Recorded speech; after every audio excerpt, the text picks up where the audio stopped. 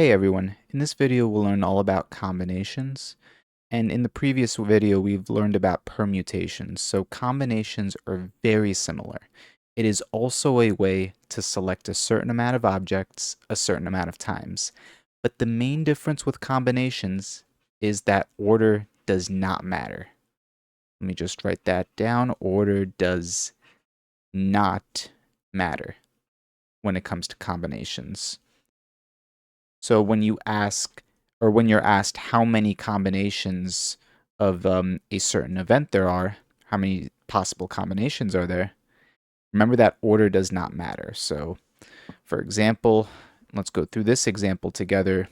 You're at a restaurant and you're taking a look at a menu. So you have a menu and you have 6 sides on the menu. So there are 6 side dishes on the menu and you can select 3 of them. You can select any 3 of them. So let's go ahead and just go through a mini example. Let's say the 3 that you select are fries, coleslaw, and mashed potatoes. So you select those 3 sides from the 6 total sides on the menu. You select these 3 sides. Now, what if instead of choosing these 3, you chose fries, mashed potatoes, and coleslaw?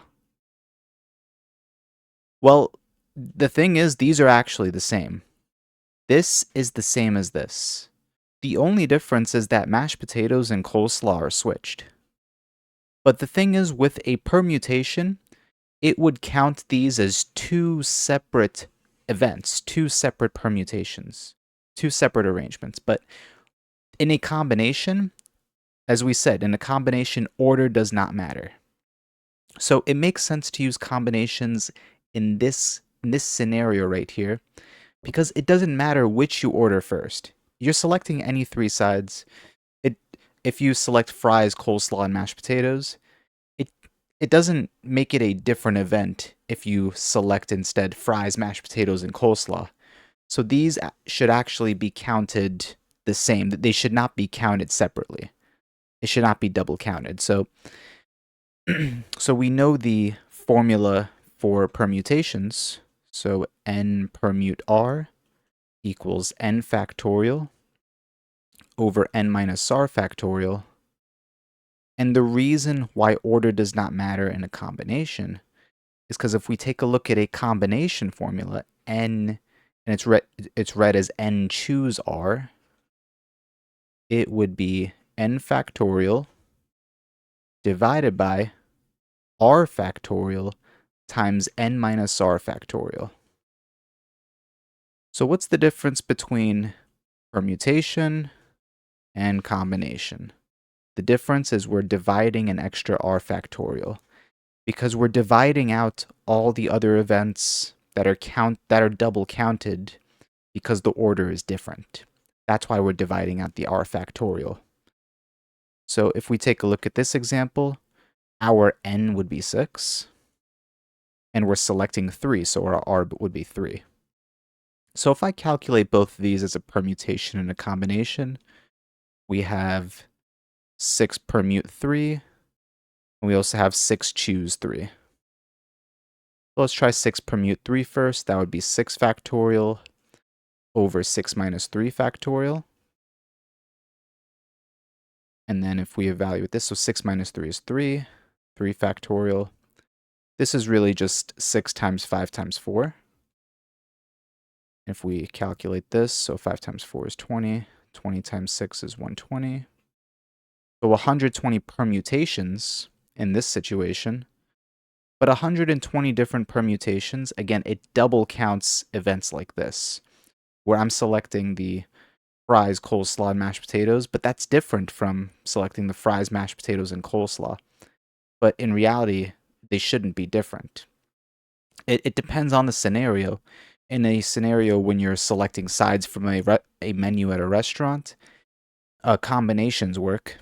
But in the previous video's example, when we have a lock, that only accepts certain numbers. We're trying to unlock the lock. The order of the numbers does matter. That's why the term combination lock is misleading. It's really a permutation lock. But in this example with combinations, we go ahead and evaluate 6 choose 3. That would be 6 factorial divided by 3 factorial times 6 minus 3 factorial. Let's evaluate this. So 6 factorial over 3 factorial times 3 factorial. So what's 3 factorial times 3 factorial? So 6 factorial over. Well, what is 3 factorial anyway? That's just 3 times 2 times 1, which is 6.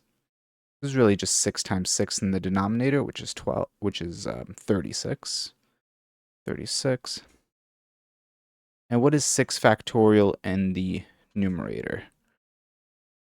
So 6 factorial, let me just evaluate that real quick. That is 720. And then 720 divided by 36, that is 20. There we go. So 6 choose 3 equals 20. That means there are 20 possible combinations of selecting 3 sides where the menu has 6 sides on it. 6 side dishes. 20 possible combinations is the answer. And that's how we find it using combinations. So again, the reason why permutations will always be larger, if not at least the same or larger, is because it's double counting all the scenarios where the order is different. But combinations don't care about order. So again, situations like this where fries, coleslaw, and mashed potatoes, we're ordering those. It's the same thing as ordering fries, mashed potatoes, and coleslaw. Same exact thing. A different order, but same objects that we're choosing.